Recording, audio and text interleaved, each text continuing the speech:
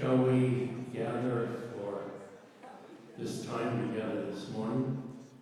I want to welcome those of you who are here, who stayed, and also those who are watching it online.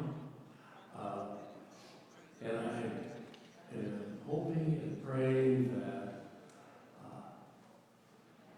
you will, at least, if nothing else, have a greater appreciation for the stained glass that is in our building, and for the great symbolism that is not only in the windows, but throughout the building, in various articles of furniture and in other things. This is a two-part class on the use of stained glass throughout history, and ultimately ending with our windows here at Moreland. I'm Bill Taylor. I'm a retired Presbyterian USA pastor, and I've been worshiping with you since I retired. And the gem for this started the spring before we closed down for the pandemic. And I had started working on it at the request of Marshall Welch, who was in charge of adult classes, and I was wondering if I would do one on stained glass windows here in Moreland. And being a stained glass artist myself, and an educator, I just couldn't turn down this opportunity to share with you. So I hope you will enjoy and discover the rich heritage that is found in religious stained glass, not just here in our church building, but has been used through the centuries as Christians have worshiped, and in the process make our windows more meaningful for your own faith journey.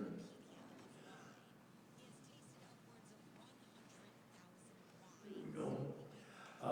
In the first session, we're going to reflect on the historical use of stained glass as an integral part of our sharing our faith and meaningful, magnificent windows of colored glass as they tell us the story of the Bible and the life journey of peoples of the Old and New Testaments.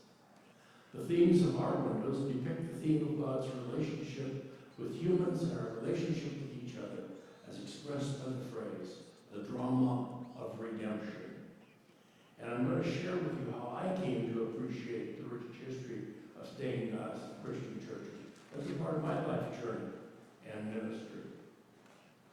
The second session, we'll be looking at the detailed and beautiful windows here at Moreland Church. Windows which reflect not only the biblical story, but also the power of rich symbols that are reflected in those stories of faith.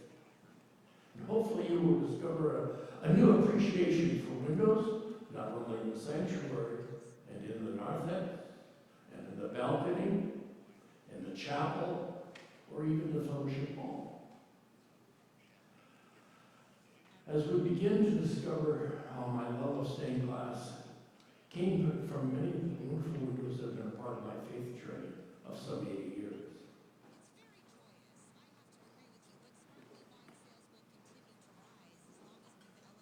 I'm going to begin with these beautiful Tiffany windows from my childhood church in Litchfield, Minnesota. The two windows are the Good Shepherd window and Christ in Gethsemane. The detail found in these beautiful windows makes for an awesome worship experience on Sunday mornings. But the church also had the foresight to light the windows at night so that they could be seen from the street. As you know, if you drive past the dark church, in either daytime or at night, you can't see the stained glass windows. They're just kind of dark blobs. But they lit them up so that you could see them. The church building was on a street corner. And each of the windows is visible from the windows. You see a picture of the front of the church there, and the window that is visible to you is the Good Shepherd. Gethsemane, excuse me. The Good Shepherd window is off to the side behind the steeple. When I was in high school and college, I attended the First Presbyterian Church in St. Cloud with its powerful ascending Christ window at the back of the chancel. And interestingly enough, the side windows were the prophets and the apostles on each side.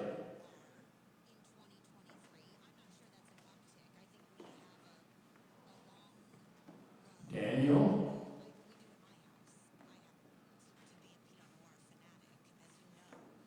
Get this up over here. Hosea. Isaiah.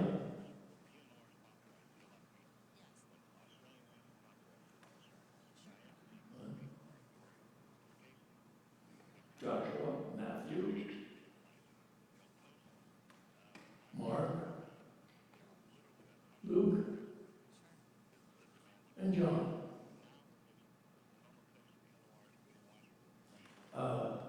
These windows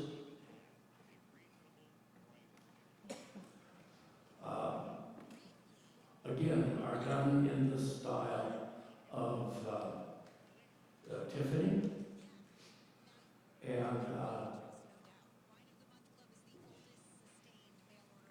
lend an interesting piece of worship to the church.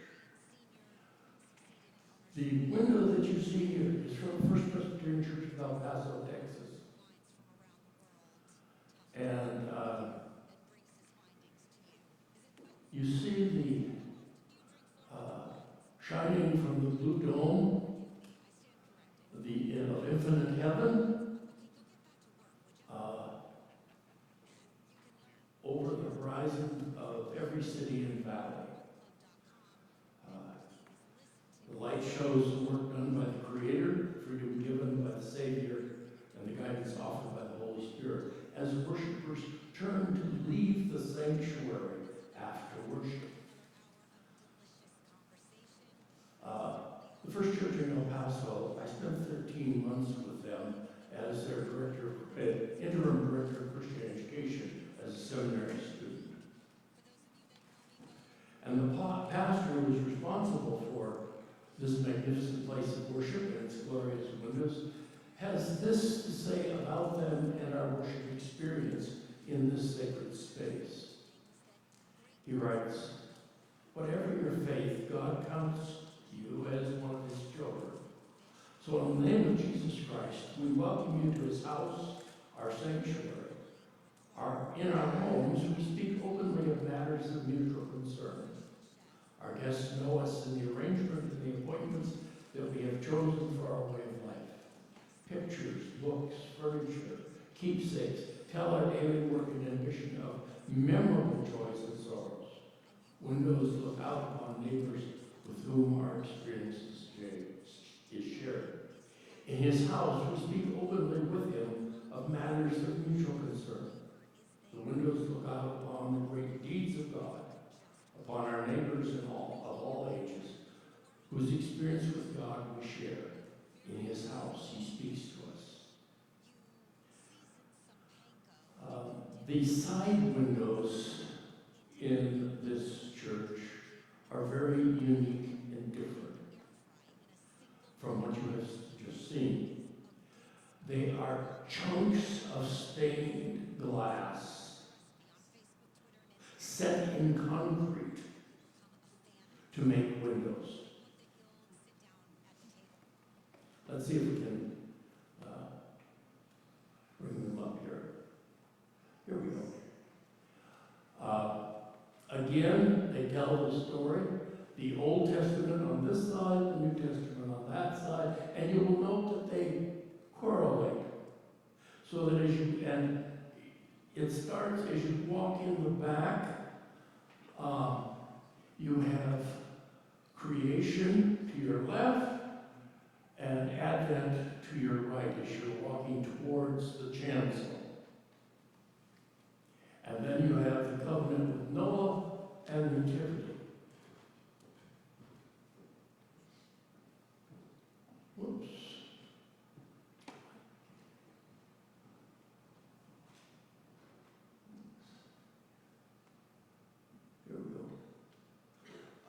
receiving Elijah and the ascension, establishing the kingdom and Pentecost.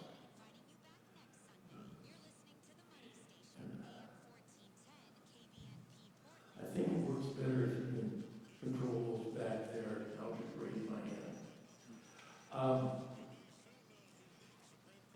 The theme here was that on the one side you have the story of Christ, and the other side the Old Testament. Can we move to the slide of the chancel of the El Paso Church? And then we'll get to the Prague windows.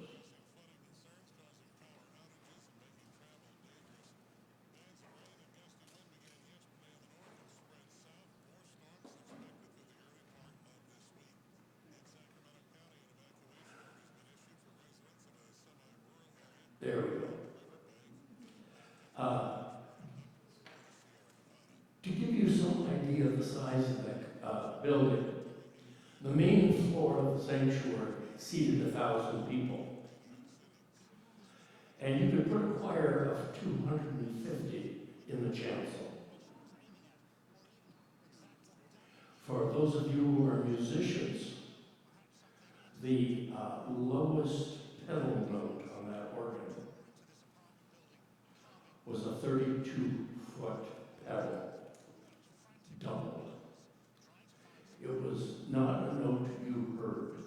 You only felt it in the concrete floor of the building. I had the privilege of singing with a group of approximately 60 singers one day under the direction of a very noted conductor who had been brought in to do a concert and a workshop for choir people. And as we were singing this one number, all of a sudden we all noticed the director was going like this to the organist. And the organist, we kind of glanced over at the organist, we were out singing that organ. That doesn't happen very often. The choir can out sing the organ. Our choir comes close.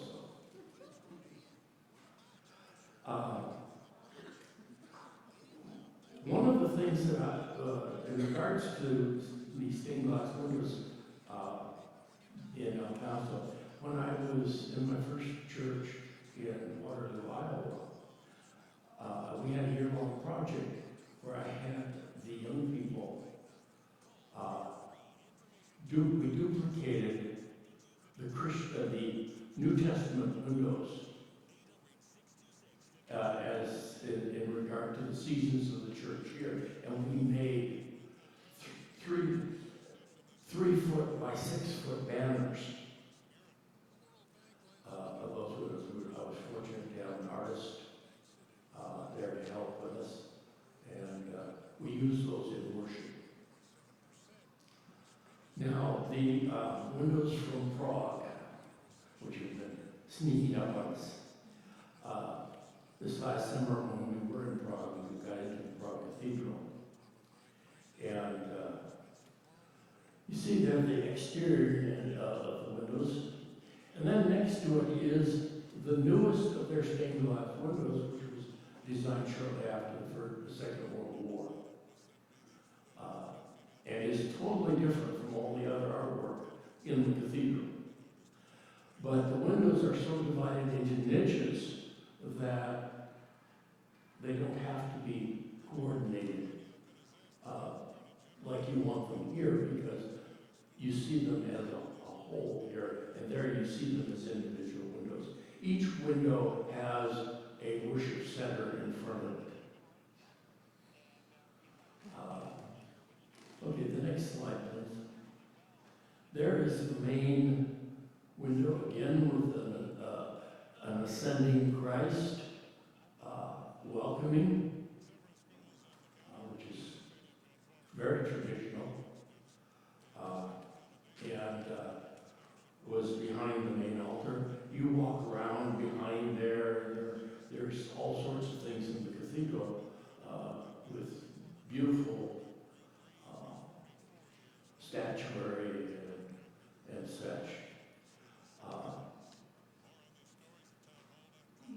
And of course, you don't visit those places without there being a worship service going on. They roll off the section where the worship services and tourists are going through in a steady stream all the time. But we did get these pictures and more.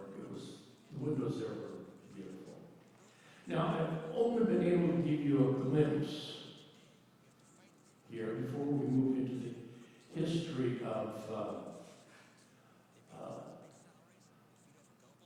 colored glass in relation to the Christian faith over some 21 centuries.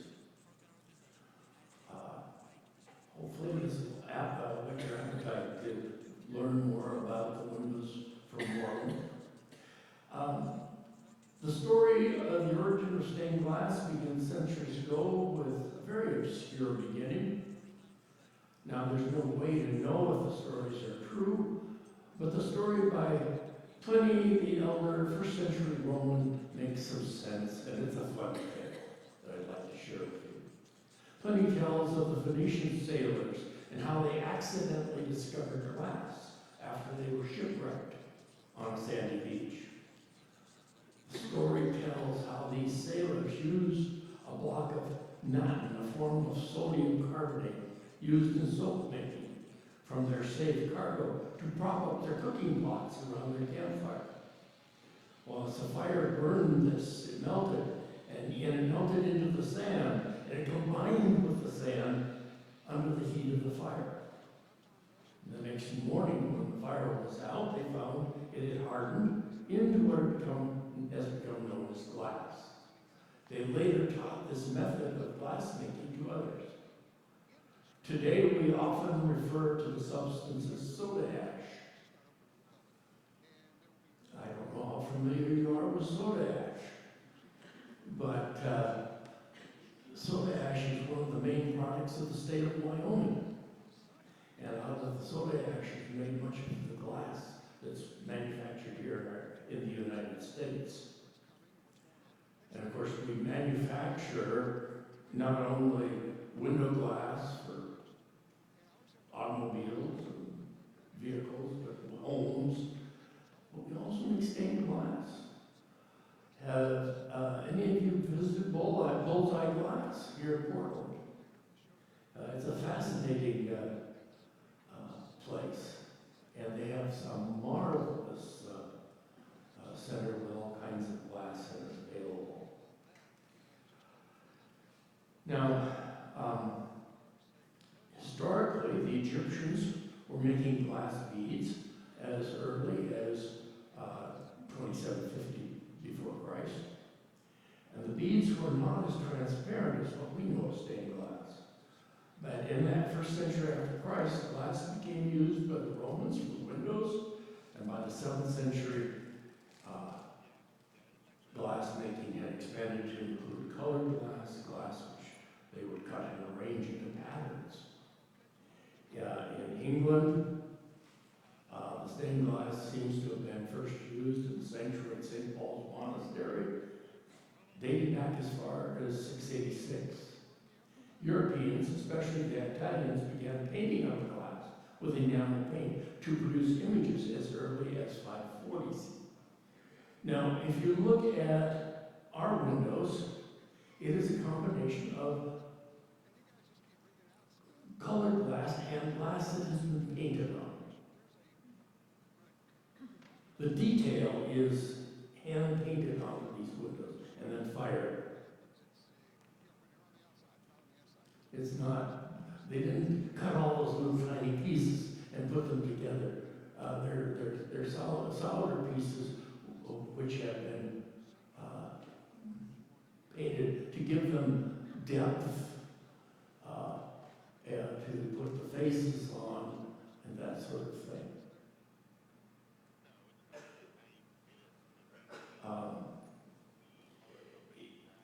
With the Gothic era of the 12th and 15th century, stained glass grew in popularity, and architects built more opulent churches. The simple small windows soon became the large complex stained glass windows that we've come to expect to find in the grand cathedrals of Europe, England, and the United States.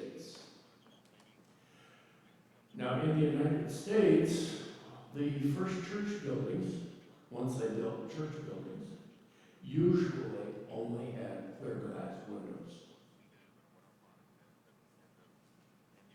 The Puritans, it was by definite choice. Stained glass windows, like it was used in the cathedrals and churches of England, was seen to be heretical and images of Christ, and that was not proper. They were Puritans, after all. But stained glass usage has been refined throughout the Renaissance period of the 14th to the 17th centuries in Europe. And it was during this period that the biblical persons depicted were dressed in contemporary garb and were so abstractly represented.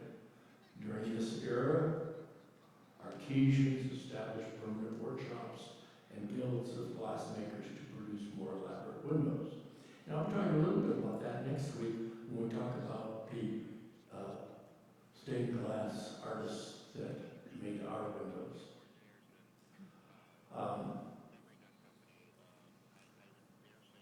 By the end of the period, the use of stained glass fell out of popularity and the workshops closed, with no new artisans being trained. And that's typical of the ebb and flow of stained glass, even in our day. In the 60s, stained glass artwork became very popular. And during the 70s, that's when I got involved with it. And Portland had 3 and 4, 5 different places where you could buy stained glass and learn how to take classes and all sorts of things. Now there's only about 1 or 2.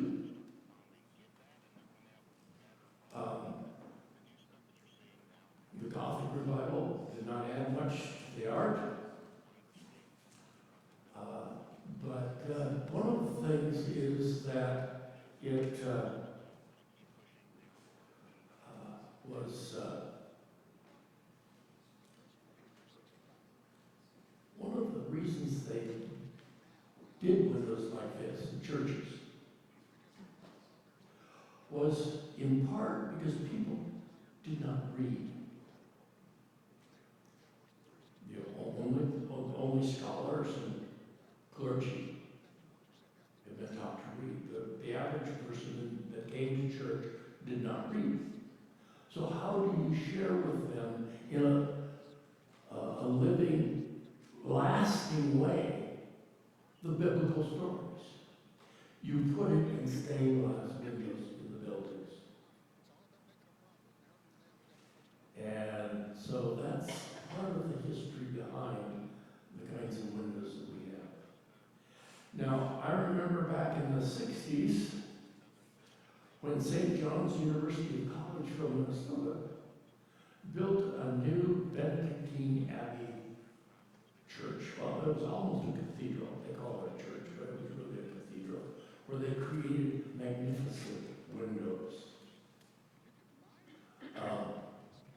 The main altar is the one in the corner there, and then these are the windows behind the altar, and then these are other windows that were in other parts, again, throughout the building.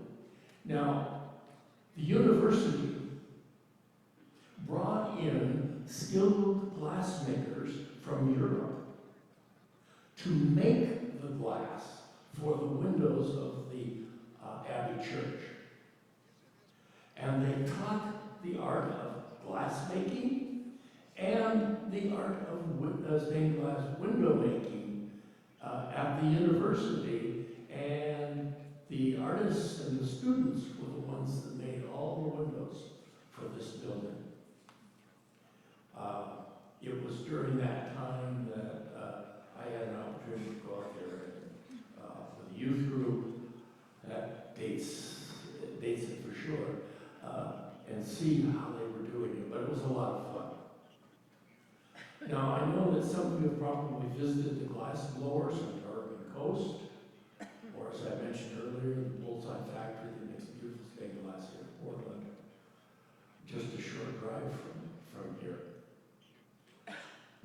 stained glass is not popular was in the 60s and 70s.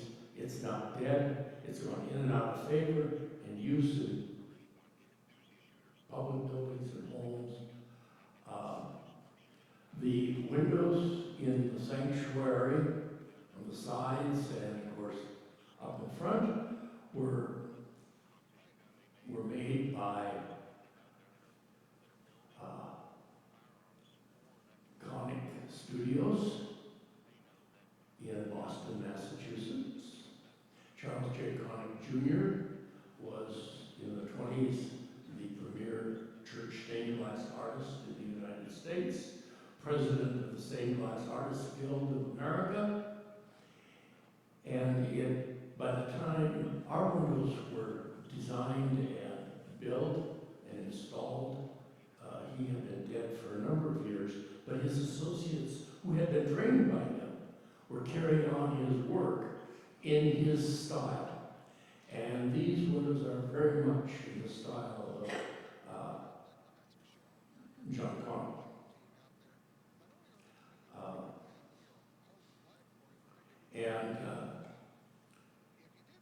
When they closed the studios, they turned all the records over to the library at MIT in Boston. And I'll have more to say about that next week, because I made some very interesting findings when I explored their offerings.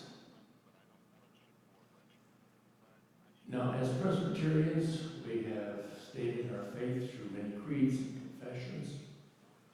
In the Confession of 1967, adopted by the General Assembly here in Portland, it recognized the importance and use of all forms of art and worship and the life of the church. And that confession states, the arts, especially music and architecture, contribute to the prayer and praise of Christian congregations when they help us look beyond ourselves to God and the world, which is the object of God's love. So it seems to me that we need to remember during those early 12th, 18th century years, during which few people other than clergy were educated and able to read or write, the use of storytelling in stained glass windows remained and then enforced the people of biblical stories told them in the reading of scripture and sermons by priests and pastors. And today we rely on both sight and sound to fully understand the biblical story as told through the ages. Throughout Europe and later in our own country, the entire sacred life of the community came to be centered around the local church. And people gathered and enjoyed the beautiful windows and the ongoing story of the Bible, symbols of our faith. And I might mention that in addition to windows, there's a lot of symbolism. There's the baptismal font. There is the Christ candle with Christian symbols of the cross and the lamb on it, the tree of life. Back on the pulpit back there in the corner is a carving of the Rose of Sharon. And we'll talk about that a little bit next week. The pyramids all have Christian symbols on it. The peacock and the reredos, symbol of the resurrection of the church.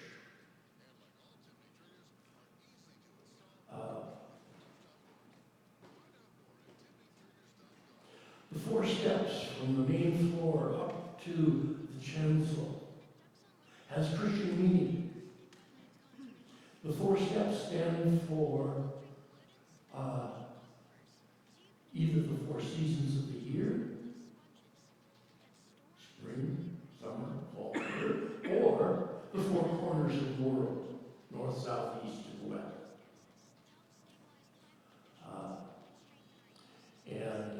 So, and if you go around the building, you find other symbols and symbolism. Look at the symbols in the banners. And these banners change, the symbols changing them for different seasons of the year. The colors all have significance, and we'll talk about that more next week.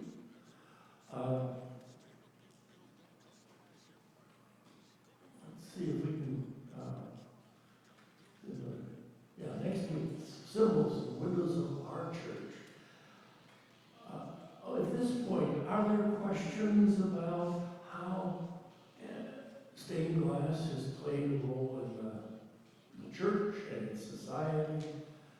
Hopefully, it gives you a better appreciation for the windows that we have here. Yes, Kevin. When and how did people figure out how to make the stained glass stay together? The leading? Yeah. That was done very, very early on. The first, it would have been probably in the first or second century. Very early. Yes. I have heard all of my life about the rose window in churches. Yes. Do you have any information? And the rose window is usually found as you turn and go out of the sanctuary. Look at the window in our balcony. That center part is a rose window. Thank you.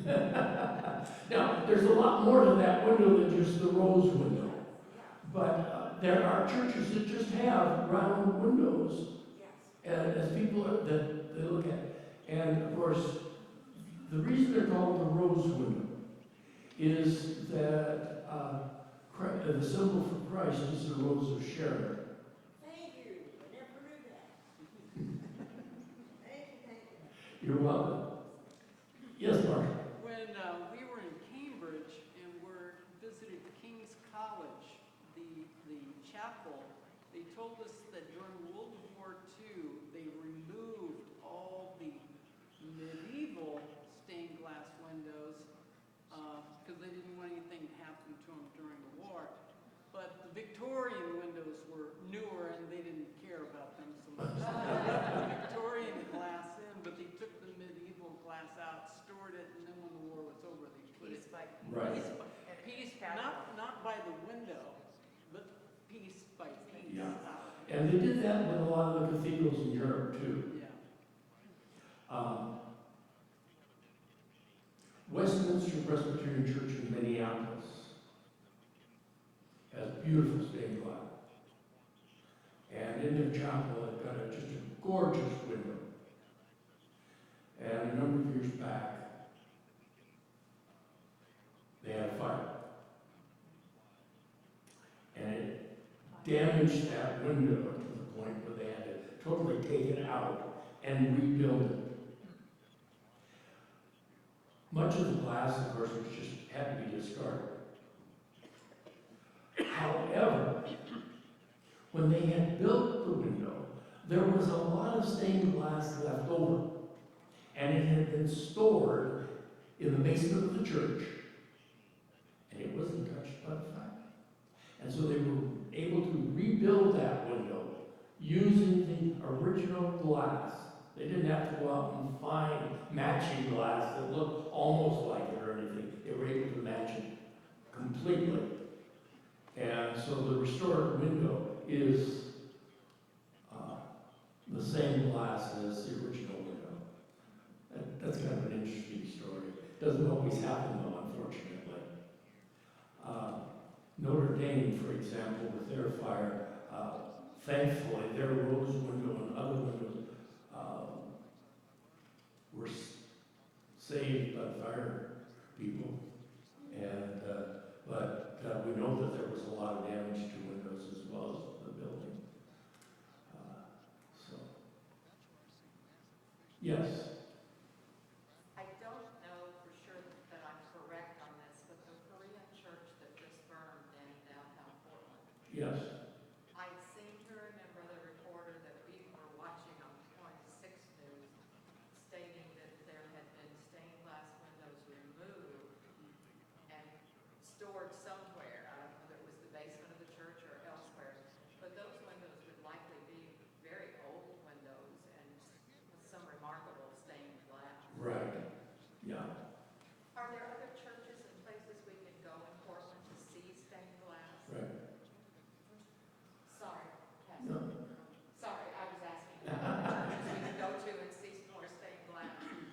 There's a lot of beautiful stained glass in Portland, in any city that you go to. You'll find magnificent pieces of stained glass. Stained glass,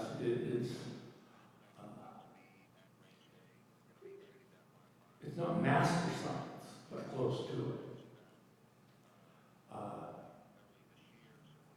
I've done a number of pieces of stained glass of significant size, and they're very difficult. One of the things that you have to do is you have to have reinforcing bars on the windows. And you will note there are reinforcing bars on our windows this way and this way, all throughout. They're added after the window has been put together and fired and leaded. Then they add the reinforcing bars before they're installed. And that's because otherwise the window is too weak and wind would, or somebody happened to touch them, they could very easily push them out. Because lead is very soft, a very soft metal. And it's very easy to pop the glass right out of it. And that's why you'll see in church windows the reinforcing bars that are there. Just a comment, I think I will look at a stained glass window differently now than I ever had before, because they tell stories, Right. and I didn't realize that. Yeah. Wonderful. Yeah. Here in Portland, were there glass makers that contributed to churches, or some of them were secular? Like Posey comes to mind, the Posey glass windows. I just wondered if there were makers of church glass here in Portland through the years. Yes and no. They come and go. The balcony windows were made in Scappoose, Oregon. The sanctuary and chancel windows were made in Boston, Massachusetts, and installed by local artists. The chapel windows were done by a studio here in southeast Portland, which is no longer in existence.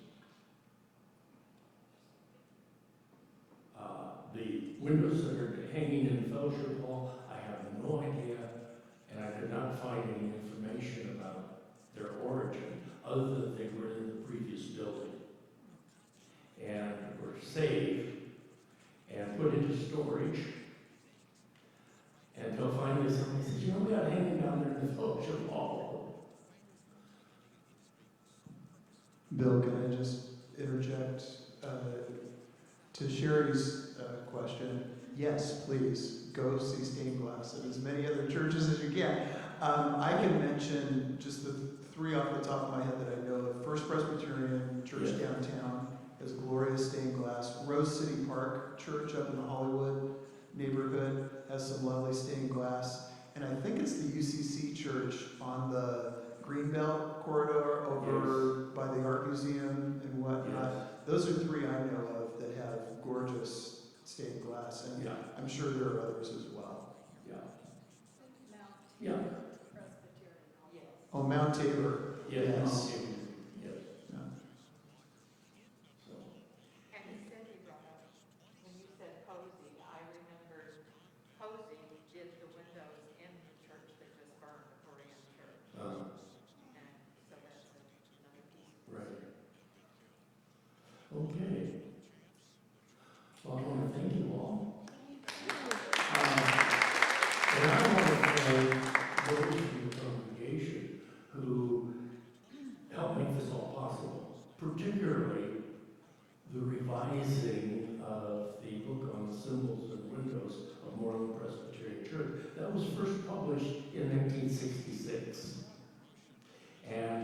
There are still copies up in the church office if you want one. They printed more than they could possibly sell. Nowadays, we don't have to do that. We have the luxury of printing more or less on demand. We're going to be, next week, we will have copies of the revised booklet. It will be in color. It will be on 11 by 8.5 by 11 paper size, and we're using white paper. The original book was done on a mustard-colored textured paper, printed with black ink, and the design drawings of the windows are almost, you can't really tell what it is if they weren't telling you what they were.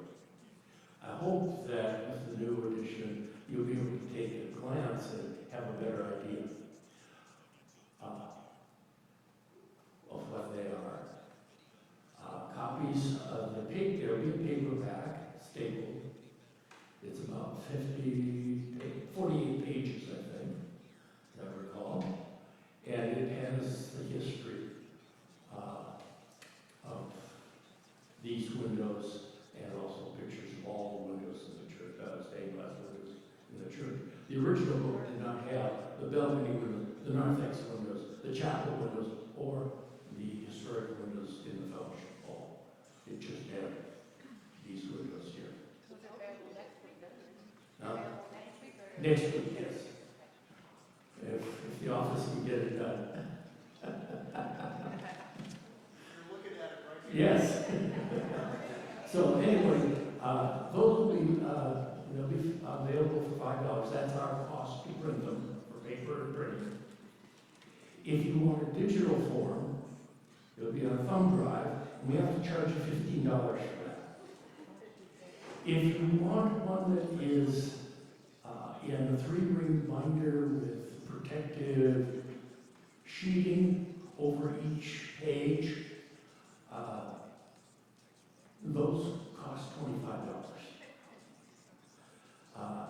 There will be 2 copies of the ones on 3-ring binders and with the protective sheets in the church library. Felt that they would hold up much better than just a paperback. So anyway, thank you. Thanks to people like Linda and like our Joe for taking all the beautiful pictures for us. For Marshall, for so many people, for artwork. The guy right back there sitting there. Took the artwork out of the old book and cleaned it up digitally for us so we could put it in without a lot of shading. There were just so many people, others that I talked with, people who gave me information in our congregation. I just want to say, I couldn't have done it without all of them. So, thank you, and we'll see you next week.